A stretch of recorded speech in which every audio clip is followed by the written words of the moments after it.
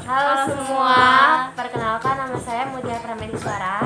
Saya Fadela Larasati. Saya Tasya Dinda Aprilia. Kami di sini ingin membahas penyakit menular seksual, yaitu sifilis atau Raja Singa. Raja singa atau sifilis adalah penyakit menular seksual yang disebabkan oleh bakteri, yang disebabkan oleh kontak seksual sebesar 58,7%, narkoba suntik sebesar 17,5%, dan transmisi dari ibu ke janinnya sebesar 2,7%. Penyakit ini bermula dari luka yang tidak terasa nyeri, seringkali terdapat di area kelamin, genitalia, rektum, dan mulut. Raja Singa atau sifilis adalah infeksi yang terjadi akibat adanya infeksi dari bakteri Treponema pallidum, organisme mikroskopik jenis spiroket atau cacing yang memiliki bentuk yang spiral. Panjang mikroorganisme ini 5-20 mm dan diameternya yaitu 0,092 sampai 0,5 mm. Bakteri ini dapat masuk ke dalam tubuh melalui luka, lecet, ruam pada kulit, atau melalui selaput lendir, yaitu jaringan dalam mulut atau kelamin. Bakteri sifilis akan masuk melalui kontak kulit ke kulit yang terjadi secara langsung dengan seseorang yang memiliki infeksinya. Patofisiologi sifilis dari Treponema pallidum ini masuk melalui mikrolesi atau selaput lendir yang biasanya sedang pada hubungan atau senggama. Kemudian, bakteri ini akan berlekatan pada endotel, membuat infiltrat perivaskular di mana terjadi penumpukan sel limfosit dan sel plasma di daerah perivaskular, sehingga terjadi kondisi yang dinamakan enarteritis. Enarteritis ini akan menyebabkan sel endotel mengalami perubahan hipertrofi sehingga dapat menyumbang dinding pembuluh darah yang dinamakan enarteritis obliterans yang secara lanjut mengalami gangguan aliran darah. Dibagi menjadi dua, yaitu 1. Sifilis kongenital, 2. Sifilis didapat. Sifilis kongenital dibagi lagi menjadi dua, yaitu sifilis kongenital ini terkena pada di bawah umur 2 tahun dan sifilis kongenital dilanjut di atas umur 2 tahun dan sifilis didapat dibagi menjadi fase klinis, yaitu stadium 1 atau primer, stadium 2 yaitu sekunder, dan sifilis ketiga yaitu tersier.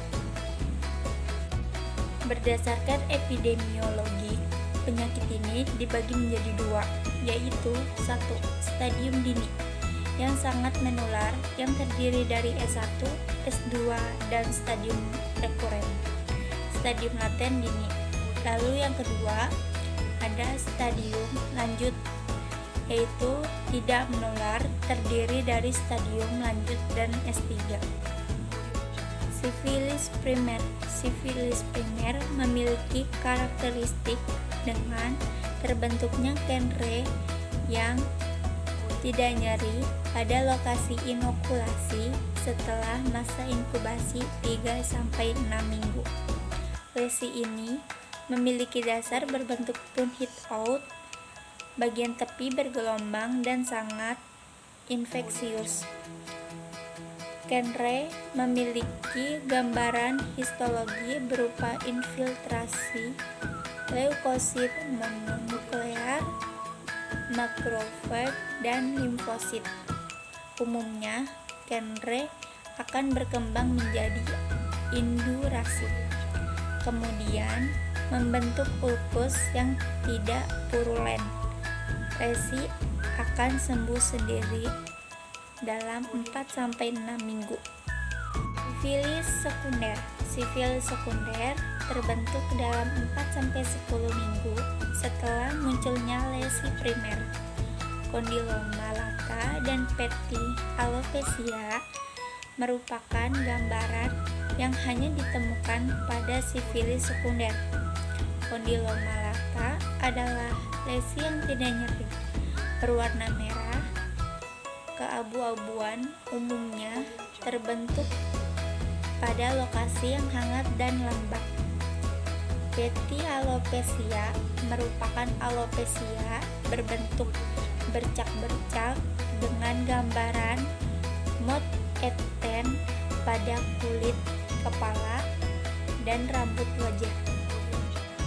Penularan dari sifilis, yaitu di mana bakteri ini dapat ditularkan melalui kontak seksual dan transplasenta. Penularan sifilis terjadi ketika hubungan seksual beresiko seperti heteroseksual, homoseksual, dan biseksual. Sifilis laten. Lesi sifilis sekunder dan manifestasi lainnya umumnya menghilang sendiri dalam 3 bulan. Periode tanpa gejala ini disebut sebagai sifilis laten. Namun, tidak terdapat gejala, sifilis laten tetap menular dan dapat diturunkan pada bayi yang lahir dari ibu yang tidak diobati. Dan yang terakhir adalah sifilis tersier. Beberapa tahun setelah periode laten, orang dengan sifilis dapat mengalami gejala tersier berupa neurosifilis, penyakit kardiovaskular, dan sifilis gumatosa. Manifestasi klinis 1 sifilis primer. Gejala munculnya antara 10 hingga 90 hari setelah terpapar bakteri. Penyebab sifilis awalnya gejala yang muncul berupa luka kecil pada kulit atau chancre yang tidak terasa sakit. Luka ini timbul pada lokasi bakteri masuk ke dalam tubuh, biasanya di area sekitar kelamin. Selain di area kelamin, luka juga dapat muncul di area mulut atau dubur. Tidak hanya muncul di bagian luar, luka akibat sifilis atau sifilis ini juga bisa muncul di bagian dalam vagina, dubur, atau mulut, sehingga tidak terlihat. Karena luka tersebut bisa tidak menimbulkan rasa sakit penderita, bisa tidak menyadari terkena sifilis. Luka ini dapat menghilang dalam waktu 3 hingga 6 minggu, namun hal tersebut bukan berarti penderita telah pulih. Bila tidak diobati, kondisi ini justru menandakan infeksi telah berkembang dari primer menjadi sekunder. Pada tahap ini, di area selangkangan juga dapat muncul benjolan yang menandakan pembengkakan kelenjar getah bening sebagai reaksi dari pertahanan tubuh. 2. Sifilis sekunder. Beberapa minggu setelah luka menghilang, gejala sifilis sekunder berbentuk ruam bisa muncul di bagian tubuh manapun, terutama di telapak tangan dan kaki. Ruam tersebut dapat disertai kutil pada area kelamin atau mulut, namun tidak menimbulkan rasa gatal. Biasanya ruam yang muncul berwarna merah atau merah kecoklatan dan terasa kasar. Tapi ruam tersebut sering terlihat samar sehingga penderita tidak menyadarinya. Selain timbul ruam gejala sifilis atau sifilis, tahap sekunder juga dapat disertai gejala lain seperti demam, lemas, nyeri otot, sakit tenggorokan, pusing, pembekakan kelenjar getah bening, rambut rontok, serta penurunan berat badan. Ruam pada tahap ini juga akan menghilang meski penderita tidak menjalani pengobatan. Namun gejala dapat muncul berulang kali setelahnya. Tanpa pengobatan yang tepat, infeksi dapat berlanjut ke tahap laten atau tahap tersier. 3. Sifilis laten. Pada sifilis tahap ini, bakteri tetap ada, tapi sifilis tidak menimbulkan gejala apapun selama bertahun-tahun. Selama 12 bulan pertama tahap sifilis laten, infeksi masih bisa ditularkan. Setelah 2 tahun infeksi masih ada di dalam tubuh, tapi tidak bisa ditularkan kepada orang lain lagi. Jika tidak diobati, infeksi ini dapat berkembang menjadi tahap tersier yang merupakan tahap sifilis paling berbahaya. 4. Sifilis tersier. Infeksi pada tahap ini dapat muncul antara 10 hingga 30 tahun setelah terjadinya infeksi pertama. Sifilis pada tahap tersier ditunjukkan dengan kerusakan organ permanen sehingga bisa berakibatkan fatal bagi penderitanya. Pada tahap ini, sifilis bisa sangat berbahaya dan bahkan menyebabkan kematian. Sifilis tersier bisa berdampak pada mata, otak, jantung, pembuluh darah, hati, tulang, dan sendi-sendi. Akibatnya, penderita bisa mengalami kebutaan, stroke, atau penyakit jantung. 5. Sifilis kongenital. Bila ibu hamil terkena sifilis atau raja singa, infeksi ini juga dapat menyebar pada anaknya, baik sejak dalam kandungan atau persalinan. Sifilis jenis ini disebut sifilis bawaan atau sifilis kongenital. Kondisi ini sering menimbulkan komplikasi serius saat kehamilan seperti keguguran, kematian janin dalam kandungan, atau kematian bayi beberapa saat setelah dilahirkan. Bila berhasil hidup, bayi yang lahir dengan sifilis atau sifilis kongenital biasanya tidak menunjukkan gejala tertentu pada awalnya. Namun beberapa bayi dapat mengalami ruam di bagian telapak tangan atau telapak kaki, serta pembekakan kelenjar getah bening dan organ limpa.